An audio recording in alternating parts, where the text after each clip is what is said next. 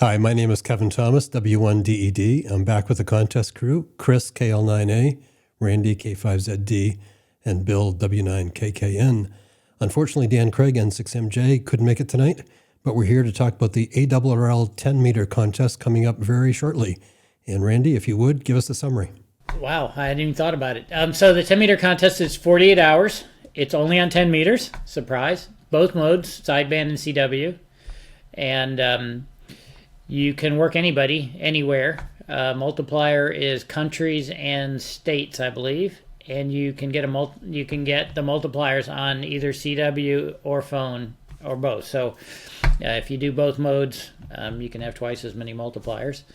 It's a fascinating contest, especially this part of the sunspot cycle, because we can expect that the bands will be open quite a bit to faraway places, maybe even a little bit over the pole. It just depends on what the propagation is. And because there's so much activity, and because 10 meters is kind of a pseudo VHF band, there's lots of opportunities in the evening, even when the F2 propagation might be gone, but you can still work scatter and make QSOs, several hundred miles away. So it's a little bit of everything, kind of some HF, some VHF, and lots of activity. So it's fun to get on, no matter what time, night or day. And Chris, what has your experience been with the ARRL 10? So I just looked it up. My last serious operation in this contest was in 2002 from the W7UQ University of Idaho club station. And I also looked up, that's still a W7 record for low power single op. Not a whole lot of competition in the old W7 categories. But I was on 10 meters on Sunday, and the band was really good into Europe from Montana, like really good. So I'm hoping to be on for this one since I've missed all the big contests this year. I'm doing these second tier contests. But if the bands are as good as they were on Sunday, it should be a lot of fun. And I think the Mexican states are also mults, which is kind of interesting. One that you don't really get to, seek out in other contests, but that's kind of a neat twist. And the mixed mode, like Randy said, mults are per mode. So if you're a mixed mode guy, you need to work them on both sides. And there's some strategy to that. And there are extra points on CW. I forgot about that. I think everything's doubled on CW. The strategy between running CW and phone is kind of tricky. With, like you said, tons of activity.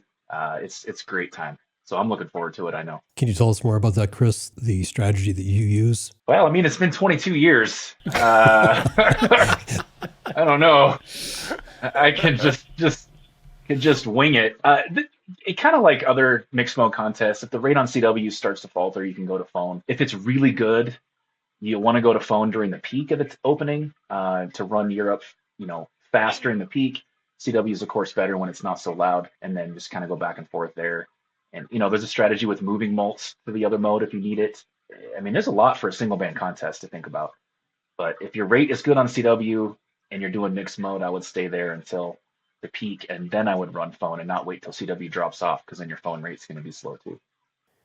And Bill, what can you add? So I've done this contest for a number of years, usually remotely in the ZF. And I mean, I sort of started it during the, solar minimum.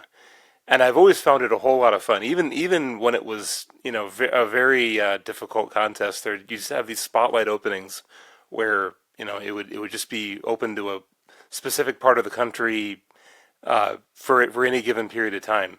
So it's just really interesting to, get a feeling when there's actually activity on this band, in hours that normally it's a daytime band, right? So, but, there's going to be people that are workable throughout the evening. I mean, in most cases, since it starts at 0 Zulu, it's going to be well into darkness on the East Coast, and you're still going to be working a whole bunch of stations in in PY and in LU and all these South Americans. They're still going to be very ever so watery, and you'll be hearing them over these meteor scatter and E-skip openings. So it's just a fascinating contest. I'm probably not going to be doing it this year, but always a fun time. I guess this reminds me of one other thing. I didn't do a very good job on the summary. The exchange for people in Mexico, Canada, and the U.S. is state or Mexican province or Canadian province, whatever. I don't even know what they're called, Mexico. States, I guess. But for DX, it's a serial number. So the good news about that is you can tell if a station's outside the U.S. if they're giving serial numbers while you wait for them to give their call. But it does mean you have to copy things, and often on CW the guys are sending pretty fast, so just be ready for that. But KW1X and I did multi-single from my place last year, and Mark really likes to do CW, so we were a little overloaded on the CW side because we're both like the quiet and the simplicity of working code. But I would go up to see it sideband when the band was really open, just as Chris said. When the band's just opening or things are just getting started, CW is the way to go. But as soon as it cracks wide open, phone is where the rates are, and in the end, that's what you need, and you need the multipliers there as well. So, like we keep saying, there's something for everybody in this one. So, Randy, will you be on with Mark again this year? Yeah, we're planning on doing multi-single again. So we'll see what we can come up with. We're going to compete against you from Montana. Oh, well, I hope you should.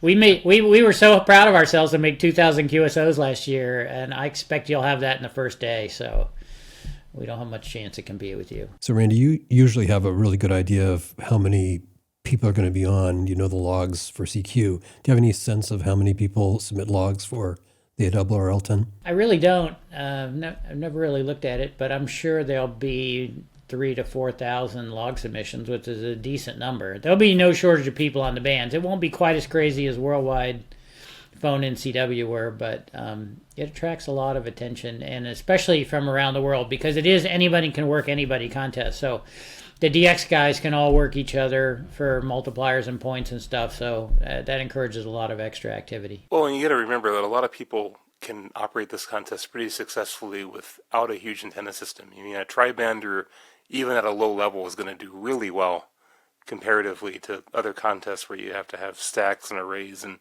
all of this other stuff. So it's going to be, it's just one of these contests that's sort of, in many ways an equalizer. And I mean, certainly there are going to be some big stations on, but there are going to be guys that are operating out of their car with just a whip on the back. I did a 10-meter contest a couple of sunspot cycles ago. I was at K5JA, K5 Japan America, and another guy I was competing with was at N5AU. And so I had this incredibly beautiful giant quad at like 180 feet, and he had a couple of 4 elements that were phased together at 60 feet, and he just destroyed me. Now, the guy in 8Q7 kept coming back and saying hello to me all during the day, so I was very loud far away, but that was a good example of when you're at the top of the sunspot cycle. The big antennas are still nice for the really deep openings, but you can do there are many times, especially this year, where I've noticed my 40-foot high 4-element 10 is much better than the stack or the high one. That's the magic of this part of the sunspot cycle. The other thing is we got lots of room, so on phone there's nothing wrong with going. The novice and tech guys are limited to 28,300 to 28,500, but there'll be plenty of activity up above that, and it's a kind of phone contest where you can get up out of the noise and actually be able to hear people, and hope that you get spotted so that more people will find you. Can we self-spot in that contest, Randy? Do you know? Well, it's an ARRL contest, Yep, so you can. yes, you can. If you want to call CQ on the internet, you're welcome to do that. Put it on my notes. It's a great topic. I grew up without it, so to me it's kind of weird to spot yourself, but at the same time, it's kind of nice when you carve out some frequency in the hinterlands and are able to put your call sign out there and people can come find you. It's especially helpful for the guys that are far away, like South Africa or VKZL or something like that. They get a chance to tell people that they're there without having to wait for some stranger to kindly spot them. And for the most part, can't really tell that it's changed the nature of the contest at all. It's just made people somewhat easier to find. So if you can self-spot, do it. There's no rules on how often. So this is a question oftentimes. Can you do it every 10 minutes, every 5 minutes, every 1 minute, every QSO? Well, right now there's no rule. You can do whatever you want. But probably to keep people from disliking you, there's some limit. Just not sure a lot of the is. loggers will limit you to every 5 minutes these days. It used to be N1MM was 10, and from what I hear from a unimpeachable source, that's been reduced to 5 because that's what DXlog was doing. So it's basically every 5 minutes. But also, you'll find that there are limits in the packet cluster where it'll try to deduplicate, a large number of spots sent out from a specific person. So you're not guaranteed to, if you spot it every minute, it's not really going to go out every minute. The arms race that is software loggers. I can spot more often than you. So moving on, we do continue to get emails from listeners, and I've got one now that I'm looking at that is very appreciative of the operating tactics and strategies you guys talk about and the operating skills, but they were asking specifically about contest prep. And one of the categories he sent over was questions about shack and ergonomics. So if you would, maybe we can just go around. I know there's not a one answer to any one of these things, but maybe just your take and what you do. The first question was, what's the best choice in office chairs? Whichever one you have. Yeah, whichever one's the least broken in your shack. The ergonomics is like a religion unto itself. I mean, everybody in this video chat probably has a different idea of what they like, but I like chairs that are like mesh. When you sit in them for 48 hours and you get all sweaty and they're just kind of gross. So I like those. Not expensive, but not uncomfortable. I don't like the cheap cloth chairs. Those are terrible. Desk height is a big one for me. I'm a tall guy. 30 inches is the sweet spot. And I purposely build everything to 30 inches exactly. And, monitor height's another one that guys get all wound up about. As long as it's not up in the ceiling, I think you're fine. No, you want to be looking straight ahead, I think. You want to look ahead, or looking down slightly is nice, but that's not realistic.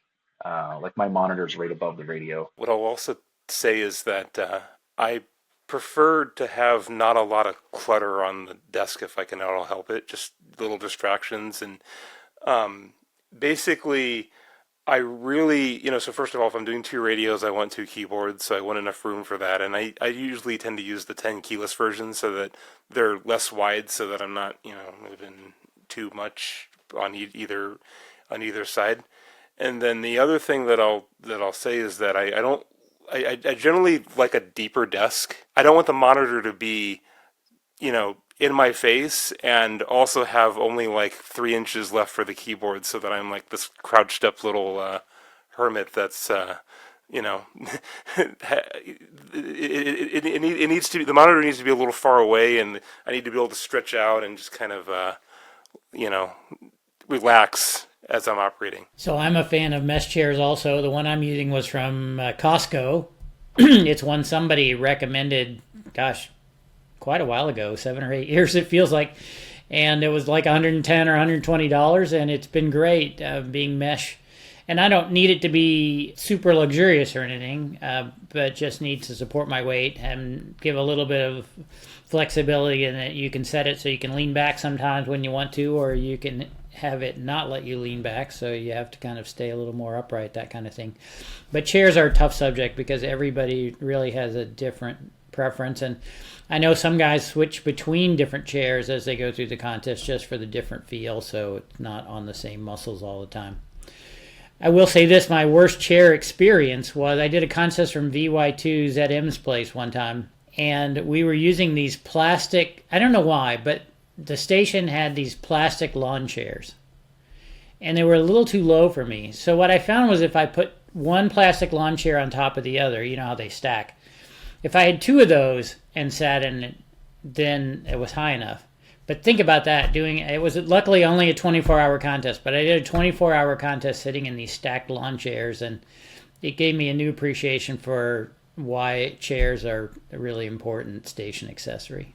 So I'm a little unfortunately famous for what I do in chairs at some of these multi-ops. I knew if I didn't say it that it may have come up, but Bill's chairs need a seatbelt. That's what he's trying to say. That's exactly right. I mean, I'll start leaning back, and as far as it'll go, right, and eventually I'll take a spill. I'll fall out of the chair, and it's almost not a multi-op anymore if I don't fall out of the chair at least once. And sometimes it's at the worst time. There's a bunch of guys calling. I get excited. I move, and suddenly, the chair's gone. So this particular contester chose to stand during a contest. Have any of you chosen to do that, or have you heard of people that do that? Yeah, for periods of time, right? I mean, you might want to wear like compression socks or something, just because you'll actually find blood pooling up in your legs. It's really bad. You need to get up and stand and walk around, and don't hurt yourself. Yep, I've stood up and operated more than once. Usually somewhere in the course of the contest, you just need to you got to stay there. You're kind of locked to the radio and the keyboard. But there's nothing that says you can't do a little bit of moving around, so I'll stand up for a bit. It's very hard to operate for a long time standing up, so it's usually just to kind of give myself a chance to unwind a little bit. So he also asks about trackpads. Do you guys use trackpads? Have you seen people use trackpads? You try to stay away from the mouse as much as you can. The art of logging is you type 6 letters, hit the space bar, and type 3 more numbers, and then you hit enter. So you don't want to go away from that. If you need to be touching the mouse for whatever reason, there are reasons. Why not just use a mouse? Like a CW keyer. There is sort of a fine art to finding some surface it can sit on where it's not going to move around if you reach up and try to use it. Sometimes you just hold it down. But I've even seen it just on the top of the radio. And when Dan's operating with us, we have to figure out how to turn it around or reverse the keys so that he can. He likes to have the backwards dit and dot keys, so we have to have a quick switch for normal operators to be able to use the keyer. And what about wireless keyboards versus wired keyboards? Wireless keyboards are good, less wires. Yeah, I need to switch to that actually. The problem is that RFI will get into USB sometimes, and it'll just disconnect the keyboard at really bad times. And that's why a wireless keyboard's a little better, but you really got to be careful and make sure you change the batteries before the contest or charge them up or something, because that's also really bad to find out that, the wireless keyboard's dead in the middle of the contest and you don't have a backup. I used to have a keyboard that whenever I would transmit on a specific band, it would actually manage to hit the keyboard combination that would turn down the brightness of my monitor. Which was just super helpful. I have to say that was like the best, RFI incident I've ever seen. Awesome. But yeah, wireless keyboards are sort of the way to go from an RFI perspective. Chris, you mentioned the height of monitors, but what about how many monitors? Honestly, as many as you can fit. I like to run 2 monitors if I can. That's what I normally do. I don't think you can have too much space, because if you don't need it for a contest, you can just not use it.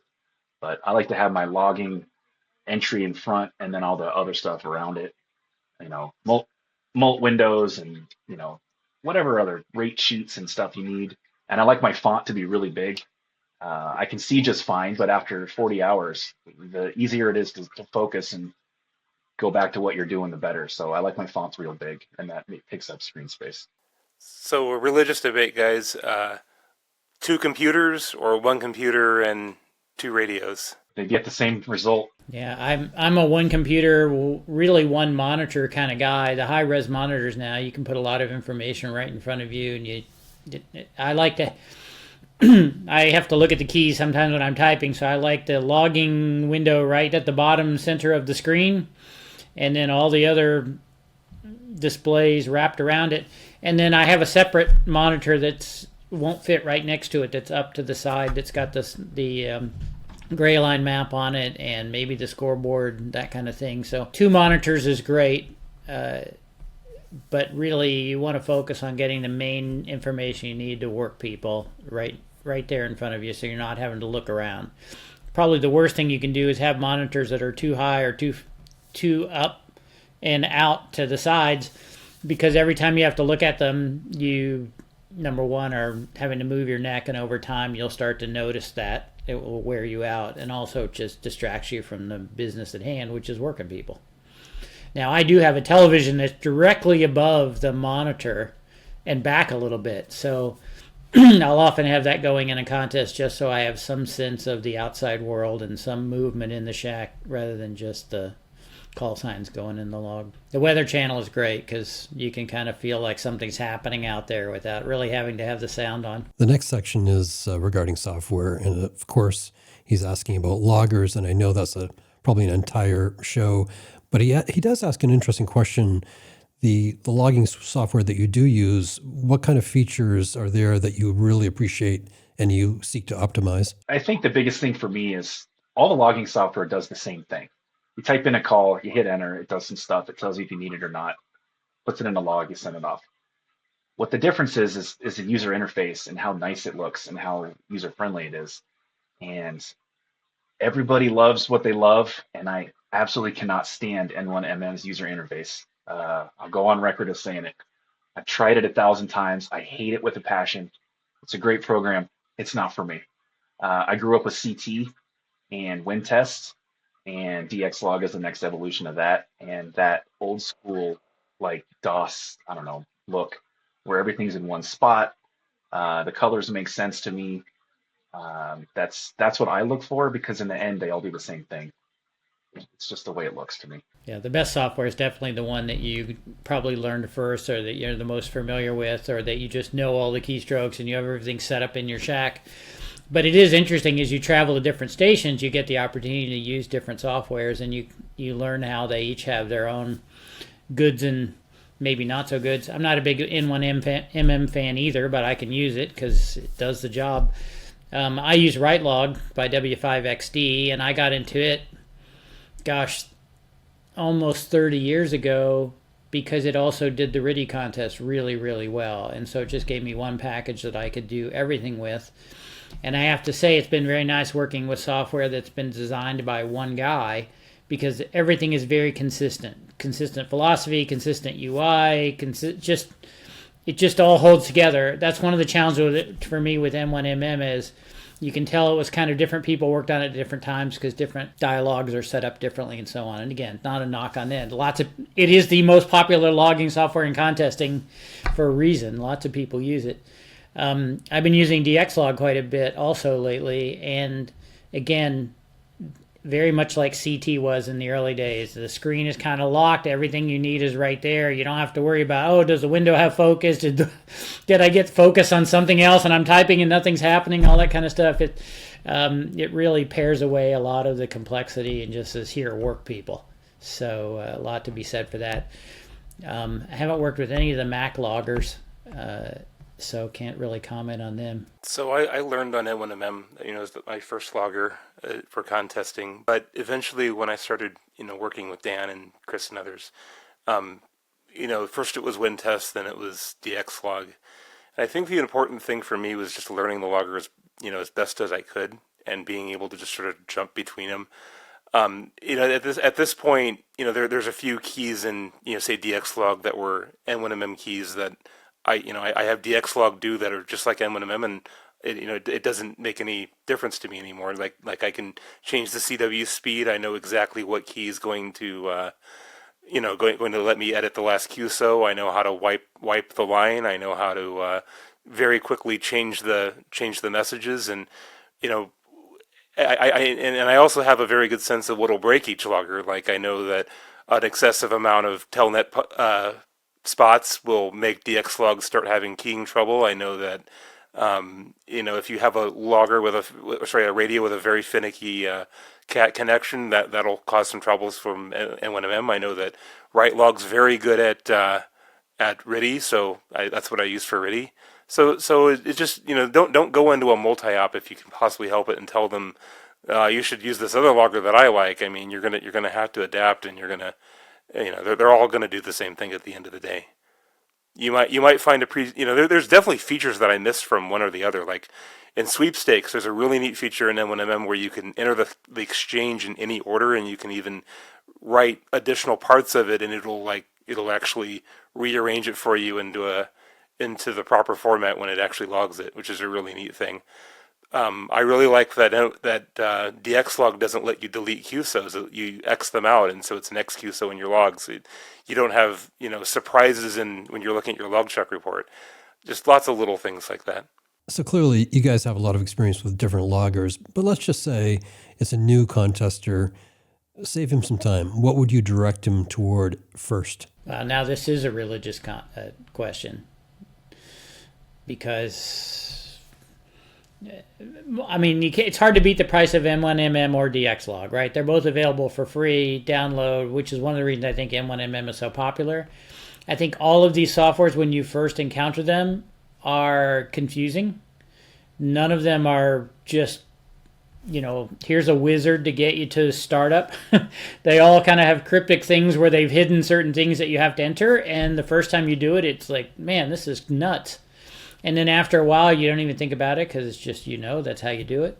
But I think that's a lot of times why people don't change loggers, is because it took them just long enough to learn one that they're like, wow, I don't want to go through that again. I see that in all kinds of softwares, not just contest logging. So, I mean, figure out what your support network's using. If there's somebody that you're going to ask for advice on a logger, or when you're stuck, versus just going to the online forums and reading the manual yourself. I mean, if everyone is using N1MM, use N1MM, because they're going to be able to, give you tips and maybe show you, how to do specific things. That's how I would choose. But just don't get so stuck that, this logger is completely superior to this other one. It's, generally speaking, you're going to find somebody who's doing really well score-wise consistently in contest in every one of these loggers. Randy's a right log guy. I know that Dan's a DX log/win test guy. I know that, N2IC's an N1M guy and developer, and all three of them put out exceptional scores with those loggers because they know them really well and they invested the time. I actually tell people to try them both. See what they like. But your support network is vital, because if they want to ask me for my advice, I say, DX log, if you have any questions, let me know. N1MM, I got nothing, man. You're going to have to Google it. So that is if everyone in your club is using N1MM, well, yeah, use that.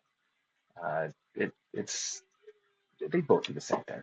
Almost all the loggers have some kind of key macro function where you can map keys to do different things. So if you have a particular keystroke that you like in one logger, you can generally bring it over to another one. There are some things that you're blocked on, but learn the macros or get an auto macro thing, because you can automate a lot of keystrokes. There's no reason to have to dance on the keys when you could just hit one macro button and something already happens for you, like go to the next open frequency here. I think N1MM even has a key command to go find the next open frequency in the SDR, or go work the next QSO that's been spotted, stuff like that. These are all things that will just help you be more efficient when you're operating. Another thing to look at is, just for fun, is whether your logging software has the ability to record the contest or not. I think just about all of them do now.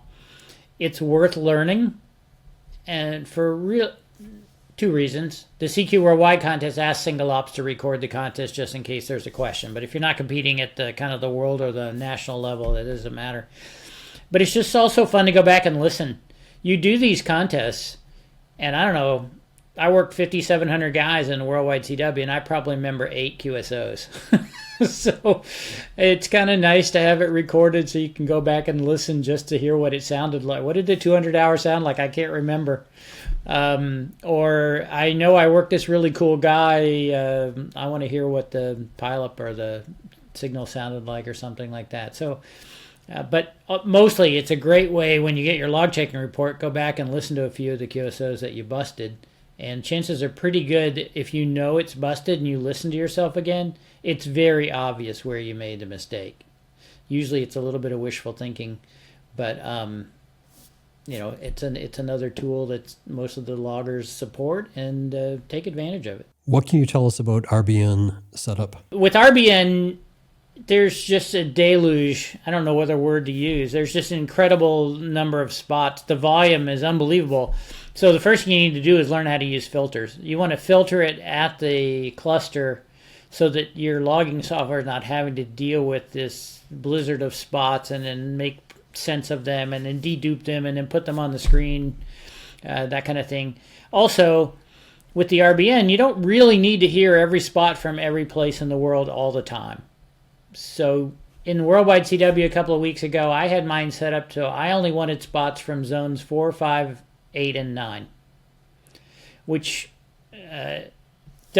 seems pretty restricted, but actually that gave me a pretty good handle on what I probably had propagation to, and I didn't need to see all the spots of guys in China spotting each other at their nighttime, my daytime on 80 meters or something like that. So just help cut down a bunch of the noise.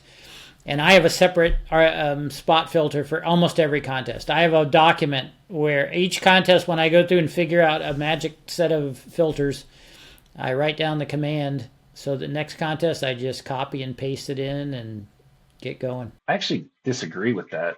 I want all the spots from the whole world all the time. The only thing I'd like is having Bill over here hook me up with. At the ranch, I'm limited by 5G internet, so I need to cut down on bandwidth, and he cut it down to where it didn't have any duplicates feeding me. But I like it open to the whole world because there's plenty of guys that you can work that are spotted by a BY from out here. Yeah, but even from Montana, you want to see spots from everywhere? I want to see everything.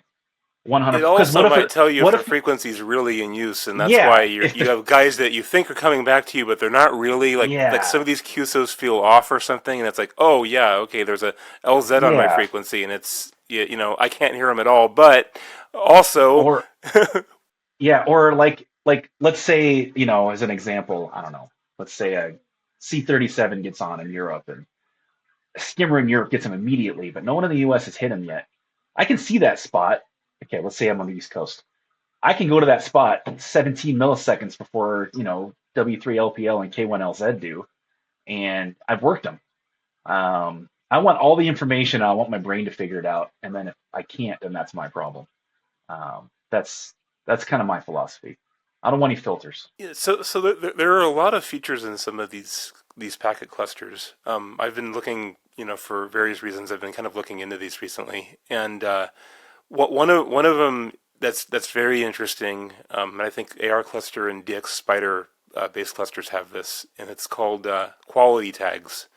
And usually, it's in an AR cluster, it's set DX extension skimmer quality or something like that. You have to Google it, but basically, there are some algorithms that I think CT1BOH worked on a couple of years ago where it'll, at least for the RBN, it'll wait until it's heard a couple of different spotters hear a call sign successfully, and if it does, then only then it'll send it to you. You don't have to get all of the busted spots, and it'll also even realize and show a busted spot there. We'll say like, okay, well this spot, a skimmer heard this, but the correct version is probably this because 2 out of 3 heard that, or this guy just QSY'd this is a brand new CQ. So you can get some extra information if you sort of research what some of these clusters can do.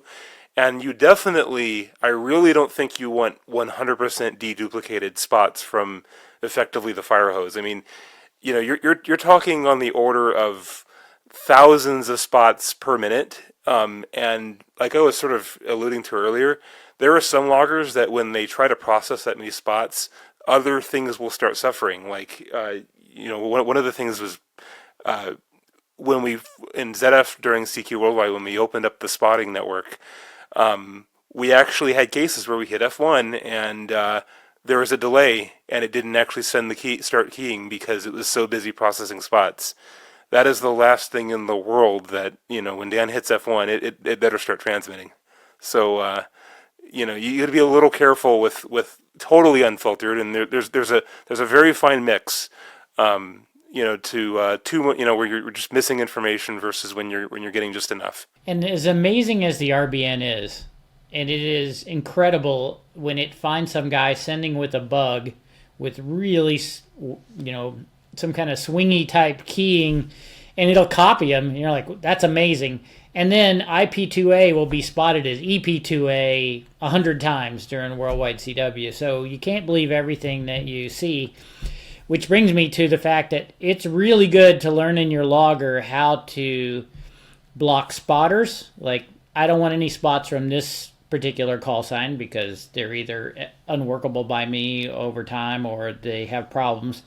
Or I want to be able to just delete a spot because it's just visually distracting. Or I want to blacklist a spot. Like, I don't want to see any spots from EP2A because I know it's IP2A messed up.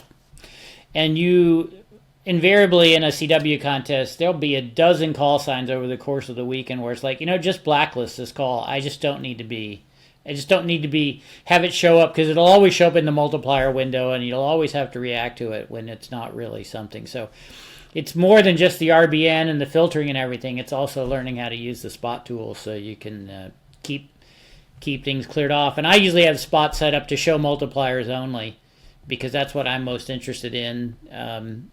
But I also am not a person who just clicks on the next spot. I usually am either running or tuning, and then I'm using the multiplier thing to tell me where to go look first. Well, sure, but in a like if you're an in-band guy, or if you're on the mult station, that's all you get to do. And I mean, there's some of these loggers have some really neat features. Like one that I like to use in DXlog is I can sort the spots by azimuth, so I can say, okay, these are all the European ones, and I just happen to have my antenna pointed that way, so I'm gonna work those first. Or multipliers only, I'll start with those, or sort by points, then frequency. I mean, there's all kinds of very useful things that, as I'm kind of just going down the band as quickly as I can, might help me optimize what I'm actually grabbing instead of going for the very low point value ones. Yeah, another thing is the amount of time you want to let spots live in your logger. Oh yeah. There's a little bit of a decision made here, because it is a system level thing, and it's not maybe usually so easy to change. So you kind of have to decide for the contest, how long do I want spots to live? And what I'll usually do is have them live longer in the band map than in the multiplier window, because if I want them to age out or reappear if the guy is still there. Whereas in the in the band map, I just kind of often that's where I go second to see, well, I know that guy was somewhere around there. Let's go see if he's still there, that type of thing. But 15 minutes is usually a good spot age. If it's older than that, chances are pretty good that the guy's either gone or he'll get spotted again if he's still there. Anything more before we wrap up? No, but those were very good questions. Well, thank you for that perspective, and thank you to AJ for sending those along. And I'll remind all the listeners, please send us emails to any one of us on the contest crew or my email in QRZ. We're happy to answer your questions. Thank you. We'll see you next week.